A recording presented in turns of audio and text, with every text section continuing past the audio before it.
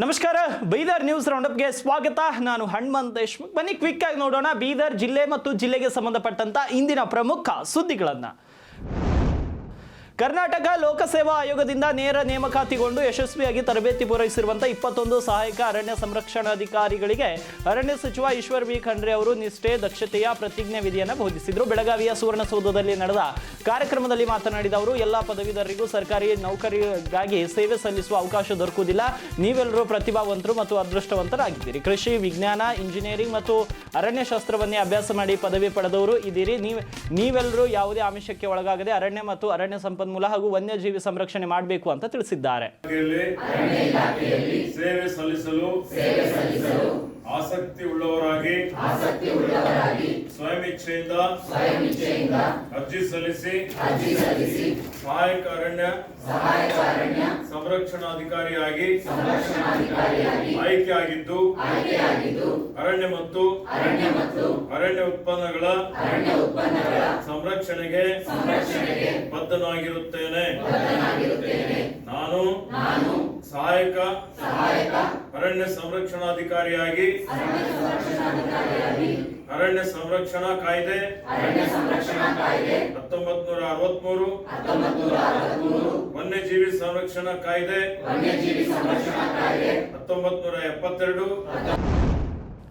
ಬೀದರ್ ಜಿಲ್ಲಾಧಿಕಾರಿ ಶಿಲ್ಪಾ ಶರ್ಮಾ ಅವರು ಇಡೀ ಅಧಿಕಾರಿಗಳ ತಂಡದೊಂದಿಗೆ ಬೀದರ್ ನಗರದ ವಿವಿಧ ಬಡಾವಣೆಗಳಿಗೆ ಭೇಟಿ ಕೊಟ್ಟು ಖುದ್ದು ಸಮಸ್ಯೆಯನ್ನ ಪರಿಶೀಲಿಸಿ ಜನರ ಗೋಳನ್ನು ಕೇಳಿದ್ದಾರೆ. ನಗರದ ಹಡಪದಪ್ಪಣ್ಣ ವೃತ್ತದಿಂದ ಗುಂಪಾದ ಸಿದ್ದಾರೂಢ ವೃತ್ತದವರೆಗಿನ ರಿಂಗ್ ರೋಡ್ ರಸ್ತೆ ಅತಿಕ್ರಮಣವಾಗಿದ್ದು ಅದನ್ನು ತೆರವುಗೊಳಿಸಿ ಸುಗಮ ವಾಹನ ಸಂಚಾರಕ್ಕೆ ಅನುವು ಮಾಡಿಕೊಡಬೇಕು ಅಂತ ವಿವಿಧ ಕಾಲೋನಿಯ ಜನ ಮಂಗಳವಾರ ಜಿಲ್ಲಾಧಿಕಾರಿ ಅವರನ್ನ ಭೇಟಿ ಮಾಡಿ ಮನವಿ ಸಲ್ಲಿಸಿದರು. ಕಾಲೋನಿಗಳಲ್ಲಿ ಮೂಲ ಸೌಕರ್ಯ ಕಲ್ಪಿಸಬೇಕು ಅಂತ ಆಗ್ರಹಿಸಿದರು.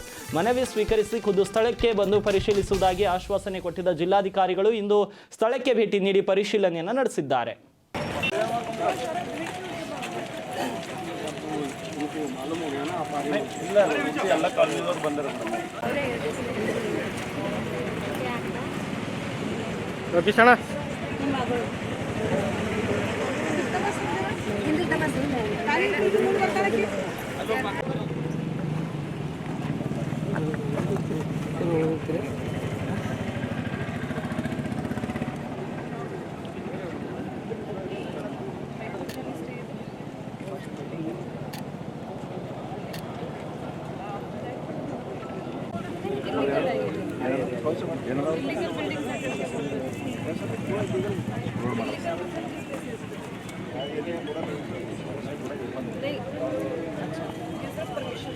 पूरा अप्रूवल के लिए बोल रहे हैं, अप्रूवल नहीं दिए बोल के बोल रहे हैं परमिशन।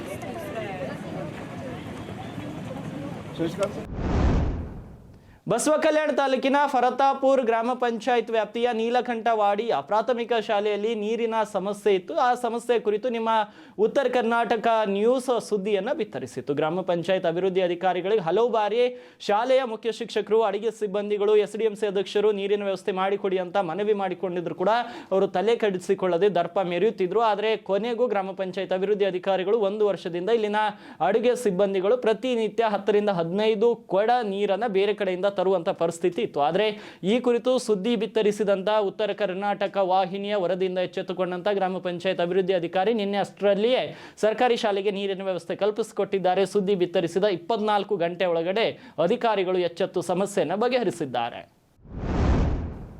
ಬಾಲ್ಕಿ ತಾಲೂಕಿನ ಉಚ್ಚ ಗ್ರಾಮದಲ್ಲಿ ಕಬ್ಬಿನ ಗದೆಗೆ ಬೆಂಕಿ ತಗುಲಿ ಲಕ್ಷಾಂತರ ರೂಪಾಯಿ ಮೌಲ್ಯದ ಕಬ್ಬಿನ ಬೆಳೆ ಸುಟ್ಟು ಹೋಗಿರುವಂತಹ ಘಟನೆ ಸಂಭವಿಸಿದೆ. ಗ್ರಾಮದ ರೈತರಾದ ಬಸವರಾಜ್ ವಾರದ್ ಮತ್ತು ಜಯರಾಜ್ ವಾರದ್ ಅವರಿಗೆ ಸೇರಿದ ಜಮೀನಿನಲ್ಲಿ ಈ ಘಟನೆ ಸಂಭವಿಸಿದ್ದು ವಿದ್ಯುತ್ ಶಾರ್ಟ್ ಸರ್ಕ್ಯೂಟ್ನಿಂದ ಬೆಂಕಿ ಪ್ರಚಂಡವಾಗಿ ಹಬ್ಬಿದೆ ಅಂತ ತಿಳಿದು ಬಂದಿದೆ. ಬೆಂಕಿಯಿಂದ ಬಸವರಾಜ್ ವಾರದ್ ಅವರ 2 ಎಕರೆ ಕಬ್ಬು ಹಾಗೂ ಜಯರಾಜ್ ವಾರದ್ ಅವರ ಹೊಲದಲ್ಲಿ 30 ಗುಂಟೆ ಕಬ್ಬು ಸುಟ್ಟು ಭಸ್ಮವಾಗಿದೆ. ಈ ಘಟನೆಯಿಂದ ಲಕ್ಷಾಂತರ ರೂಪಾಯಿ ಮೌಲ್ಯದ ಕಬ್ಬಿನ ಬೆಳೆ ನಾಶವಾಗಿದ್ದು ರೈತರು ಭಾರಿ ಆರ್ಥಿಕ ನಷ್ಟವನ್ನ ಎದುರಿಸುತ್ತಿದ್ದಾರೆ.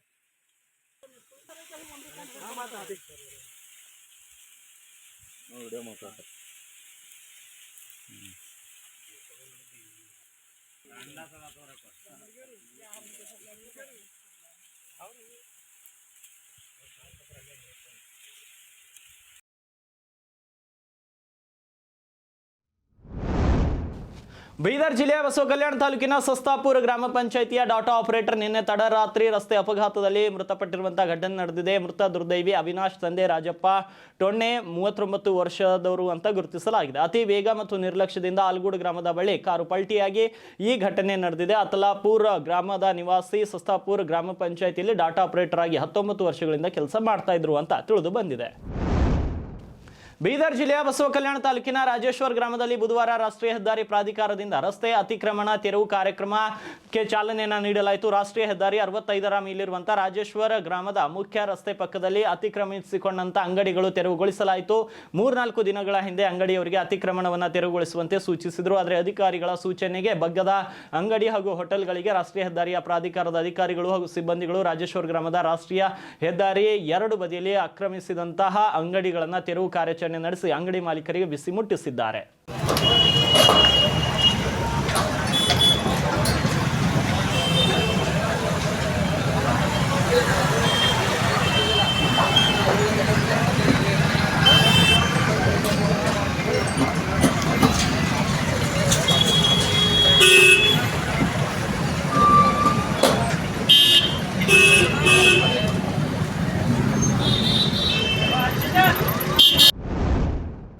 ಬೆಳಗಾವಿಯಲ್ಲಿ ನಡೆಯುತ್ತಿರುವಂತಹ ಚಳಿಗಾಲದ ಅಧಿವೇಶನದ ವಿಧಾನಸಭೆಯಲ್ಲಿ ಲಿಖಿತ ಪ್ರಶ್ನೆಗಳಿಗೆ ಉತ್ತರಿಸುವ ಅವಧಿಯಲ್ಲಿ ಕಾರಂಜ ಜಲಾಶಯದ ಹಿನ್ನೀರಿನ ಪ್ರದೇಶದಲ್ಲಿ ಜಲಾವೃತಗೊಂಡ ಗ್ರಾಮಗಳು ಹಾಗೂ ಅಕ್ಕಪಕ್ಕದ ಜಮೀನುಗಳಿಗೆ ಸುಗಮ ಸಂಪರ್ಕ ಸಿಗುವಂತೆ ಔರಾದ್ ನಿಂದ ರೇಕುಳಗಿ ಗ್ರಾಮದವರೆಗೆ ಸೇತುವೆ ನಿರ್ಮಾಣ ಅಗತ್ಯತೆ ಕುರಿತು ಬೀದರ್ ದಕ್ಷಿಣ ಕ್ಷೇತ್ರದ ಶಾಸಕ ಡಾಕ್ಟರ್ ಶೈಲೇಂದ್ರ ಬೆಲ್ದಾಳೆ ಅವರು ಮುಖ್ಯಮಂತ್ರಿಗಳ ಗಮನ ಸೆಳೆದು ಮಾತನಾಡಿದರು. ಕಾರಂಜ ಜಲಾಶಯದ ಸೇತುವೆ ನಿರ್ಮಾಣದ ನಂತರ ಫಲವತ್ತಾದ ಭೂಮಿಯನ್ನು ಕಳೆದುಕೊಂಡ ರೈತರಿಗೆ ಇದುವರೆಗೆ ಹಲವು ರೈತರಿಗೆ ಪರಿಹಾರ ಸಹ ಸಿಕ್ಕಿಲ್ಲ. ಹಿನ್ನೀರಿನ ಪ್ರದೇಶದಲ್ಲಿ ಅಲ್ಪ ಸ್ವಲ್ಪ ಇರುವ ಜಮೀನು ತೆರಳಲು ರಸ್ತೆ ಅಭಾವದಿಂದ ಅನೇಕ ರೈತರು ಸಂಚಾರದಲ್ಲಿ ಸಂಕಷ್ಟ ಎದುರಿಸುತ್ತಿದ್ದಾರೆ ಅಂತ ತಿಳಿಸಿದ್ದಾರೆ.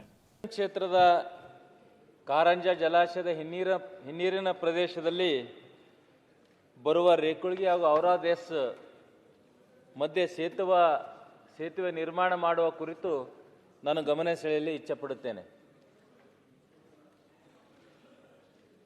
ಮಾನ್ಯ ಅಧ್ಯಕ್ಷರೇ, ಉತ್ತರವನ್ನು ಕೊಟ್ಟಿದ್ದೀವಿ. ಮಾನ್ಯ ಅಧ್ಯಕ್ಷರೇ, ಉತ್ತರವನ್ನು ಕೊಟ್ಟಿದ್ದಾರೆ. ಮಾನ್ಯ ಅಧ್ಯಕ್ಷರೇ, ಸುಮಾರು ನಾನು ಜನರು ನನಗೆ ವಿಧಾನಸಭೆಗೆ ಆಯ್ಕೆ ಮಾಡಿದಿಡಿದು ನಾನು 11/9/2023ಕ್ಕೆ ಮೊಟ್ಟ ಮೊದಲನೇ ನಾನು ಪತ್ರವನ್ನು ಕೊಟ್ಟಿದ್ದೆ ಸನ್ಮಾನ್ಯ ಉಪಮುಖ್ಯಮಂತ್ರಿಗಳಿಗೆ. ಅವರು 3 ಸಲ ಬೋರ್ಡಲ್ಲಿ ಪ್ಲೇಸ್ ಮಾಡಿದ್ದಾರೆ ಈ ಸಬ್ಜೆಕ್ಟನ್ನು. ಬಟ್ ಬೋರ್ಡಲ್ಲಿ ಮುಖ್ಯಮಂತ್ರಿಗಳು ಅದನ್ನು ಅಪ್ರೂವಲ್ ಮಾಡಿಲ್ಲ ಅಂತ ನಿಗಮದ MD ನನಗೆ ಸುಮಾರು ಸಲ ಹೇಳಿದ್ದಾರೆ. ಈ ಒಂದು ಸೇತುವೆ ನಿರ್ಮಾಣ ಮಾಡಲಿ ಲಾಭಗಳನ್ನು ಒಂದೇ ನಿಮಿಷದಲ್ಲಿ ಹೇಳಿ ಮುಗಿಸ್ತೀನಿ ಅಧ್ಯಕ್ಷರೇ. ಇದು ಕಾರಂಜ ಡ್ಯಾಮ್ ನಿರ್ಮಾಣ ಆಗಿದೆ 1974ರಲ್ಲಿ. ಜನರಿಗೆ ಕಾಲ್ದಾರಿ ಇತ್ತು, ಹೊಲಗಳಿಗೆ ಹೋಗ್ಲಿಕ್ಕೆ ಜನರ ಅನುಕೂಲ ಆಗ್ತಿತ್ತು ಅಧ್ಯಕ್ಷರೇ. ಅದಾದ್ಮೇಲೆ ಕಾರಂಜ ಡ್ಯಾಮ್ ಆದ್ಮೇಲೆ ಹಿನ್ನೀರು ಪ್ರದೇಶದಲ್ಲಿ ಬ್ಯಾಕ್ ವಾಟರ್ ನಿಂತ ಅಧ್ಯಕ್ಷರೇ. ಈಗ ಅಲ್ಲಿ ಯಾರಿಗೂ ಹೋಗ್ಲಿಕ್ಕೆ ಆಗ್ತಾ ಇಲ್ಲ. ಸುಮಾರು ಒಂದು 24,000 ಎಕರೆ ಹೊಲ ಹಾಳಾಗಿದೆ, ನೀರು ನಿಂತಿದೆ, ರೈತರಿಗೆ ಇನ್ನೂ ಪರಿಹಾರ ಸಿಕ್ಕಿಲ್ಲ. ಅಹೋರಾತ್ರಿ ಹೋರಾಟ ಕೂಡ ಮಾಡ್ತಾ ಇದ್ದಾರೆ ಸುಮಾರು 10 ವರ್ಷ ಹಿಡಿದು.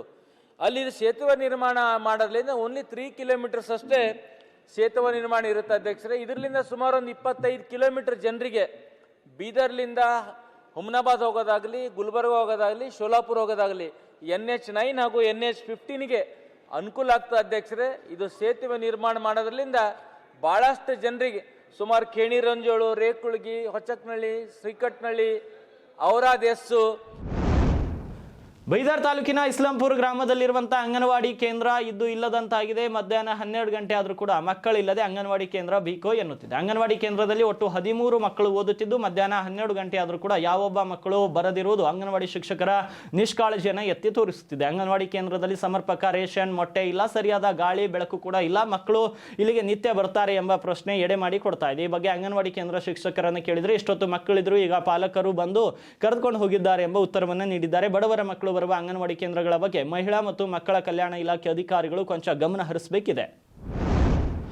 ಔರಾದ ಬೆಳಗಿನ ಮೈ ಕೊರೆಯುವ ಚಳಿಯಲ್ಲಿ ಅಖಿಲ ಭಾರತೀಯ ವಿದ್ಯಾರ್ಥಿ ಪರಿಷತ್ ಕಾರ್ಯಕರ್ತರು ಹಾಗೂ ಶಾಲಾ ಕಾಲೇಜು ವಿದ್ಯಾರ್ಥಿಗಳು ಬಸ್ ಘಟಕಕ್ಕೆ ಮುತ್ತಿಗೆ ಹಾಕಿ ಪ್ರತಿಭಟನೆಯನ್ನ ನಡೆಸಿದ್ದಾರೆ. ಪಟ್ಟಣದ ಬಸ್ ಘಟಕಕ್ಕೆ ಬೆಳಗಿನ ಜಾವ 6 ಗಂಟೆಗೆ ಆಗಮಿಸಿದ ವಿದ್ಯಾರ್ಥಿಗಳು ಅಧಿಕಾರಿಗಳ ವಿರುದ್ಧ ಘೋಷಣೆ ಕೂಗುವ ಮೂಲಕ ಆಕ್ರೋಶವನ್ನು ಹೊರಹಾಕಿದ್ದಾರೆ. ಶಾಲಾ ಕಾಲೇಜುಗಳಿಗೆ ತೆರಳಲು ಸಮರ್ಪಕ ಬಸ್ ವ್ಯವಸ್ಥೆ ಇಲ್ಲದೆ ಮಕ್ಕಳು ತರಗತಿಗಳಿಂದ ವಂಚಿತರಾಗ್ತಾ ಇದ್ದಾರೆ. ತಾಲೂಕಿನ ಬಹುತೇಕ ಕಡೆ ಬಸ್ ಇಲ್ಲದೆ ಮಕ್ಕಳು ಕಾಲ್ನಡಿಗೆಯಲ್ಲಿ ಬರ್ತಾರೆ. ಬಂದರೂ ಸಹ ಸರಿಯಾದ ಸಮಯಕ್ಕೆ ಬಸ್ ಸಿಗುವುದಿಲ್ಲ. ವಿದ್ಯಾಭ್ಯಾಸ ಮಾಡಿ ಭವಿಷ್ಯ ರೂಪಿಸಿಕೊಳ್ಳುವ ವಿದ್ಯಾರ್ಥಿಗಳು ಬಸ್ ಸಂಚಾರದಲ್ಲಿಯೇ ಕಾಲ ಕಳೆಯುವಂತಾಗಿದೆ. ಶಾಲಾ ಕಾಲೇಜಿನ ಸಮಯಕ್ಕೆ ಸರಿಯಾಗಿ ಬಸ್ ಬರುತ್ತಿಲ್ಲ. ಸಮಯ ಪಾಲನೆ ಮಾಡದೆ ಸಾರಿಗೆ ಅಧಿಕಾರಿಗಳು ಮಕ್ಕಳ ಭವಿಷ್ಯದ ಜೊತೆ ಆಟವಾಡುತ್ತಿದ್ದಾರೆ ಅಂತ ಆಕ್ರೋಶವನ್ನು ವ್ಯಕ್ತಪಡಿಸಿದ್ದಾರೆ. ಕುದಿಯದ ರಕ್ತ ರಕ್ತವೇ ಅಲ್ಲ, ಮಿಡಿಯದ ಹೃದಯ ಹೃದಯವೇ ಅಲ್ಲ, ದೇಶಕ್ಕಾಗಿ ಬಾಳದ ಬದುಕು, ಬದುಕೆ ಅಲ್ಲ ನರಕಾದು, ಭಾರತ್ ಮಾತಾ ಕಿ ಜೈ, ಬೋಲೋ ಭಾರತ್ ಮಾತಾ ಕಿ ಜೈ. ಕಲ್ಯಾಣ ಕರ್ನಾಟಕ ಸಾರಿಗೆ ಅಧಿಕಾರಿಗಳಿಗೆ ಧಿಕ್ಕಾರ, ಕಲ್ಯಾಣ ಕರ್ನಾಟಕ ಸಾರಿಗೆ ಅಧಿಕಾರಿಗಳಿಗೆ ಧಿಕ್ಕಾರ, ವಿಭಾಗ ನಿಯಂತ್ರಣ ಅಧಿಕಾರಿಗೆ ಧಿಕ್ಕಾರ, ವಿಭಾಗ ನಿಯಂತ್ರಣ. ವಿದ್ಯಾರ್ಥಿ ಪರಿಷತ್ ಮುಖಂಡ ಶಿವಶರಣ ಚಾಂಬೋಳಿ ಅವರು ಮಾತನಾಡಿ, ಅಧಿಕಾರಿಗಳು ಸರಿಯಾದ ಸಮಯಕ್ಕೆ ಸಮರ್ಪಕ ಬಸ್ ವ್ಯವಸ್ಥೆ ಕಲ್ಪಿಸದೆ ವಿದ್ಯಾರ್ಥಿಗಳ ಭವಿಷ್ಯದ ಜೊತೆ ಆಟ ಆಡ್ತಿದ್ದಾರೆ. ಇದರಿಂದ ಮಕ್ಕಳ ಶಿಕ್ಷಣಕ್ಕೆ ಪೆಟ್ಟು ಬೀಳ್ತಾ ಇದೆ. ಮುಂದಿನ ದಿನಗಳಲ್ಲಿ ಇದೇ ರೀತಿ ಮುಂದುವರೆದರೆ ರಾಜ್ಯ ವ್ಯಾಪ್ತಿ ಹೋರಾಟ ಮಾಡಲಾಗುತ್ತದೆ ಅಂತ ಎಚ್ಚರಿಕೆಯನ್ನು ನೀಡಿದ್ದಾರೆ. ಬಡ ಶಾಲಾ ಮಕ್ಕಳಿಗೆ ವಿದ್ಯಾ ನಿಧಿ ಅಂದರೆ ಶಿಕ್ಷಣ ನಿಧಿ ಸಂಗ್ರಹಿಸುವಂತ ಮಹತ್ವದ ಉದ್ದೇಶದೊಂದಿಗೆ Rotary Club of Bidar silver star ಆಯೋಜಿಸಿರುವಂತ ರೋಟರಿ ಕಲ್ಯಾಣ್ ಝೋನ್ ಮಟ್ಟದ ಕ್ರಿಕೆಟ್ ಪಂದ್ಯಾವಳಿಯ ಸೀಸನ್ 2.0ದ ಮೆಗಾ ಹರಾಜು ಪ್ರಕ್ರಿಯೆ ಯಶಸ್ವಿಯಾಗಿ ಜರುಗಿದೆ. ನಗರದ ಇನ್ಸ್ಪೈರಾ ರೆಸಾರ್ಟ್ ಮತ್ತು ಕನ್ವೆನ್ಷನ್ ಹಾಲ್ನಲ್ಲಿ ನಡೆದಂತ ಹರಾಜಿನಲ್ಲಿ ಟೂರ್ನಮೆಂಟ್ನ ಪ್ರಮುಖ 8 ತಂಡಗಳು ಭಾಗವಹಿಸಿ IPL ಮಾದರಿಯಲ್ಲಿ ಆಟಗಾರರನ್ನ ಖರೀದಿಸುವ ಮೂಲಕ ತನ್ನ ತಂಡವನ್ನು ಬಲಪಡಿಸಿಕೊಂಡಿವೆ. ಕ್ಲಬ್ ಅಧ್ಯಕ್ಷ ಆದಿಶ್ ರಜನೀಶ್ ವಾಲಿ ಅವರು ಮಾತನಾಡಿ, educate a child empower future ಎಂಬ ಧ್ಯೇಯ ವಾಕ್ಯದೊಂದಿಗೆ ಈ ಪಂದ್ಯಾವಳಿಯನ್ನು ಆಯೋಜಿಸಲಾಗ್ತಾ ಇದೆ. ಬಡ ಪ್ರತಿಭಾನ್ವಿತ ವಿದ್ಯಾರ್ಥಿಗಳ ಶಿಕ್ಷಣಕ್ಕೆ ನೆರವು ನೀಡಲು ಈ ಮೂಲಕ ನಿಧಿ ಸಂಗ್ರಹ ಮಾಡಲಾಗ್ತಾ ಇದೆ. 2026ರ ಜನವರಿ 9, 10 ಮತ್ತು 11ರಂದು ನಗರದ ಪ್ರತಿಷ್ಠಿತ BV ಭೂಮರೆಡ್ಡಿ ಶಾಲಾ ಕಾಲೇಜು ಆವರಣದಲ್ಲಿ ಈ ಪಂದ್ಯಾವಳಿಗಳು ಜರುಗಲಿವೆ ಅಂತ ತಿಳಿಸಿದ್ದಾರೆ. ಇವಾಗಿದ್ವು ಬೀದರ್ ಜಿಲ್ಲೆ ಮತ್ತು ಜಿಲ್ಲೆಗೆ ಸಂಬಂಧಪಟ್ಟಂತ ಇಂದಿನ ಪ್ರಮುಖ ಸುದ್ದಿಗಳು. ಮತ್ತೆ ನಾಳೆ ಭೇಟಿಯಾಗ್ತೀನಿ ಬೀದರ್ ನ್ಯೂಸ್ ರೌಂಡ್ ಅಪ್ನಲ್ಲಿ.